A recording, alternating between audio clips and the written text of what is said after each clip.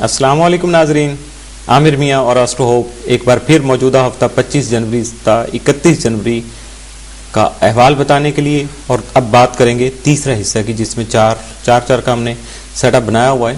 تو اب تیسرے حصے میں جو 4 برج باقی رہ گئے ان کے بارے میں بات کریں گے. تو اس برج میں سب سے پہلے بات آئے گی اس حصے میں برج قوس کی، سیگیٹیریس. آپ کا حاکم ستارہ مشتری 19 تا 31 جنوری آپ کے زائچہ کے چوتھے گھر میں رہتے ہوئے آپ کے خانگی امور غیر معمولی اہمیت کے حامل بنا دے گا. اس میں بہت سے لین دین کے جھگڑے، جذباتی مسائل اور باہمی رشتہ داریاں بھی شامل ہیں. اس کے علاوہ معاشی امور مادی ترقی کا سبب بھی بن سکیں گے. 25 جنوری کو سماجی کاموں میں غیر معمولی دلچسپی رہے گی. کسی رفاہ عامہ کی تنظیم میں شمولیت اختیار کر سکیں گے یا کسی نئے منصوبے کا آغاز کرنے میں مصروف ہو سکیں گے. 26 جنوری کو ملازمت کے خواہاں افراد کو من پسند ملازمت مل سکے گی. موجودہ جگہ ترقی ہو سکتی ہے یا کسی نئے کاروبار کے لیے مشاورت کرنے میں مصروفیت بھی ہو سکتی ہے. ممکنہ طور پر بیرون ملک سفر کا ارادہ غیر اختیاری طور پر بن سکتا ہے. 27 جنوری کو خدمت خلق کے جذبہ کے تحت کچھ اچھے کام کر سکیں گے. 28 جنوری کو مالی فوائد حاصل ہو سکتے ہیں. آپ کے جاری کاروبار میں ترقی کے امکانات روشن رہیں گے. کسی پرانے قرضے کی وصولی کے بارے میں اپنے وسائل کا استعمال کرنے کی کوششیں ہیں ان میں کامیابی مل سکے گی. 29 جنوری کو سکون کا سانس لینے کا موقع ملے گا اور آرام کر کے خود کو تازہ دم بھی کر سکیں گے.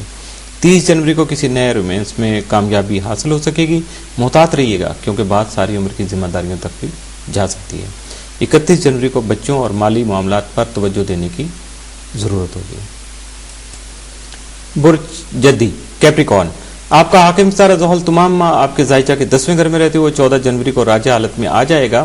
14 تا 31 جنوری لین دین کرتے وقت یا دوسروں کے معاملات سلجھاتے وقت الفاظ کا انتخاب خاص احتیاط سے کیجیے گا اور ان کی ادائیگی کرتے وقت اپنے لہجے پر قابو رکھنے کی بھی کوشش کیجیے گا.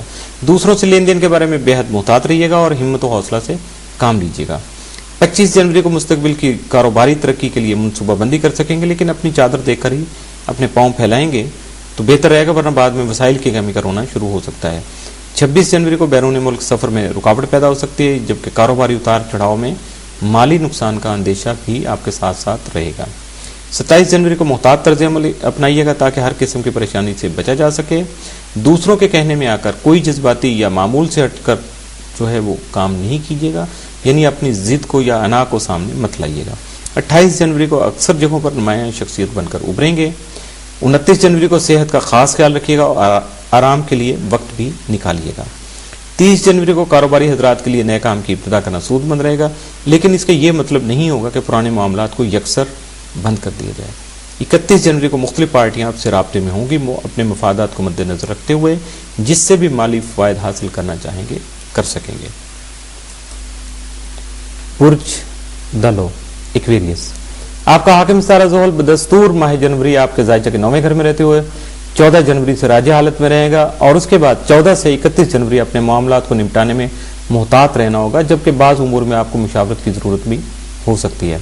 آپ نے ایسی حالت میں کسی سے بھی بات چیت کرنے میں جھجک محسوس نہیں کرنی اور اپنے مقاصد سامنے رکھتے ہوئے لڑائی جیتنے کی ہر ممکن کوشش کرنی ہے.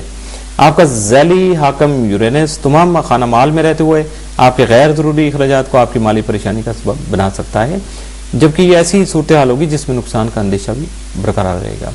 25 جنوری کو بعض گھریلو پریشانیاں لاحق ہو سکتی ہیں، اس لیے بات چیت کرتے وقت یا تلخی کی صورت میں اپنے جذبات پر قابو رکھ کر ہی لڑائی جھگڑے سے بچ سکیں گے، لیکن اگر آپ احتیاط سے کام لیں گے تو پیش کی فوائد بھی آپ کو مل سکیں گے.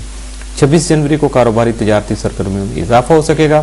27 کو شریک حیات کا تعاون حاصل رہے گا.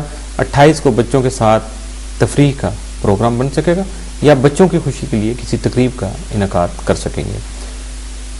29 جنوری کو متوقع اور غیر متوقع مہمانوں کی آمد و رفت رہے گی. 30 جنوری کو کاروباری اور مالی مفاد کا جو حصول ہے وہ ممکن ہو سکے گا.